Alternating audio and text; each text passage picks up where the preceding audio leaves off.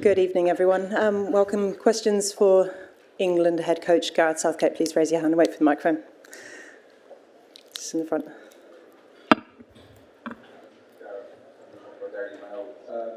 Obviously, a difficult night. Can you sum up your emotions?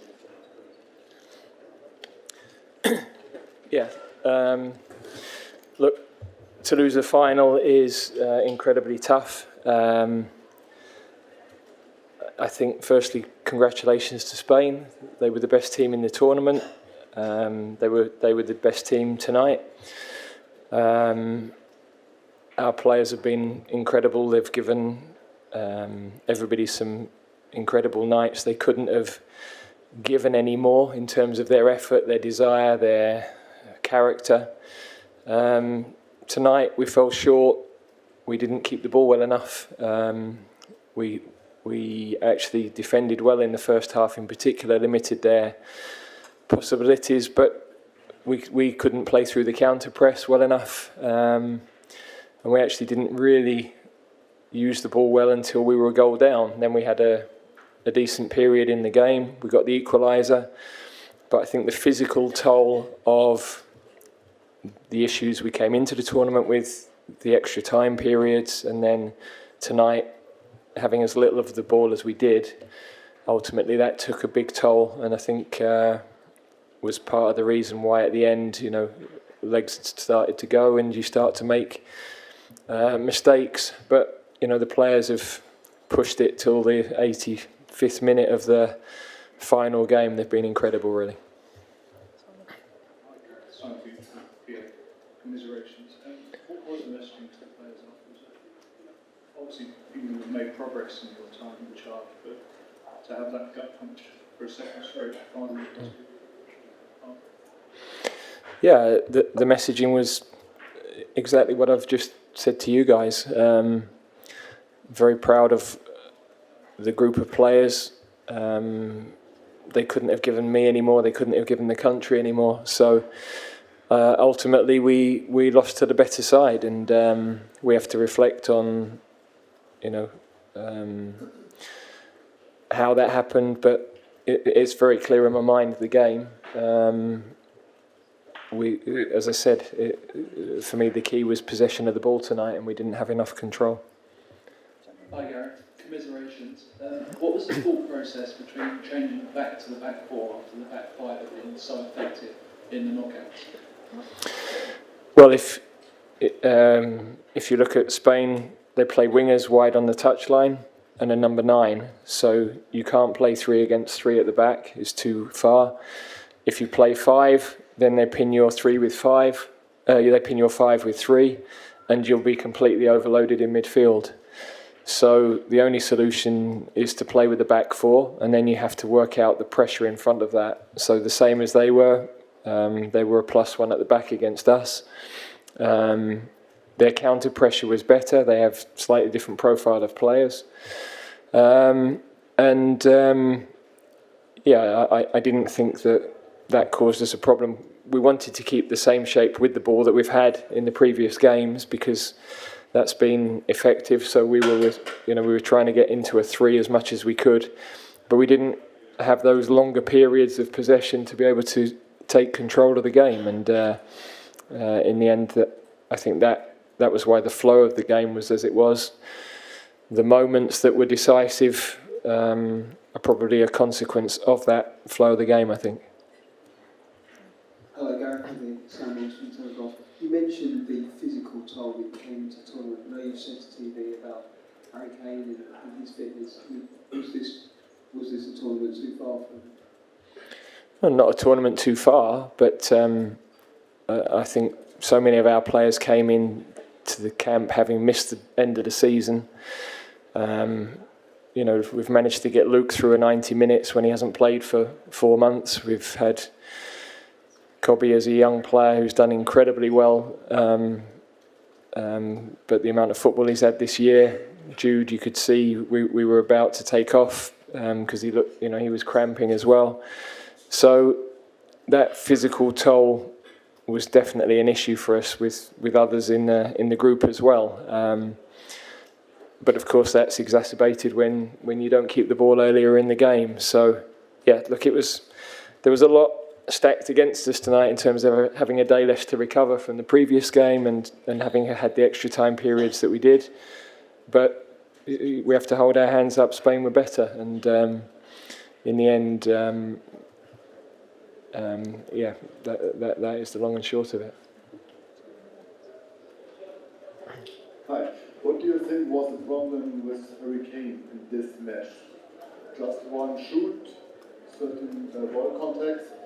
What was the reason for that? No, I think that Harry has come into the tournament having had an injury at the end of the season. He's played a lot of minutes. We've tried to manage those minutes as well as we could. He's led the team incredibly well. You know, we've lost a lot of leadership from the group with the injuries to Henderson and Maguire, so a lot has fallen on Harry's shoulders. He's done that exceptionally well. We just felt that we needed to get more pressure on their centre-backs and to have the option of a runner in behind, which was why we put Ollie Watkins on when we did. Gentleman on the right here. English tabloids have a history of being quite hard on you after this kind of losses. But tomorrow, several of them have the phrase "you did us proud" in them. How does that make you feel? Look, I think the team have done the country proud. They've reached the first final in away from England. A second final in two tournaments is incredible, really. They've played 14 matches in the European Championships, the last two European Championships, and we've lost in the last 5 minutes of the 14th game. We weren't beaten other than in penalties in that period. It's an incredible run. So, but at the moment, yeah, I have to say, in my head, none of that matters because we had an opportunity to win and we haven't been able to take it. Last 3 questions in the middle here. Hi, Gareth here. Spain was dominating during one moment, but after England scored, it looked like England go one step further. Why wasn't able England to keep that momentum until the end of the game? Thank you. It's a good question. There was one moment where we actually had a throw-in in their third of the pitch, and we definitely had an opportunity to keep the ball in that area of the pitch, and we played backwards and out of the pressure, and then there was a long period after that where we didn't get the ball again. So there was a turning point, if you like, within that. But I think in the main, at the end of the game, the physical issues that we had probably took their toll. There were 4 or 5 players that we probably would ideally have refreshed at that point. We were very close just before the goal went in. We were trying to get Gallagher on for Bellingham because he was suffering with cramp. So, as I said, in the end, I don't think we had the energy, and that was because of all the factors I've already mentioned. Gentleman in the middle. I'm Mr. Titan Sports China. In 2006, you played your last game with Middlesbrough and started your coaching career. In 2016, you started journey with the England national team. What does this journey of 8 years mean to you personally? And we will see you also in North America in 2026. Thank you. Well, look, it's hard to reflect so soon after a defeat like this. Of course, to take England to 2 finals has never been done, but yeah, we came here to win, and we haven't been able to do that. Last question. Hi, Gareth. Kieran Canning from AFP. Just a bit on that last question. You know, does this? I know it's very raw at the moment, but does this sort of give you extra fire to think you're so close to keep going and you could go over the line and win a World Cup or Euros in 2 or 4 years' time?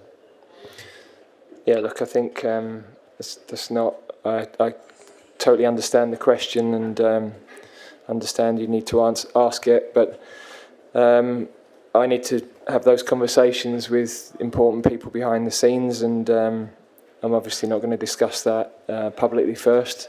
Without a doubt, England have got some fabulous young players, and even the young ones now have got a lot of experience of tournaments.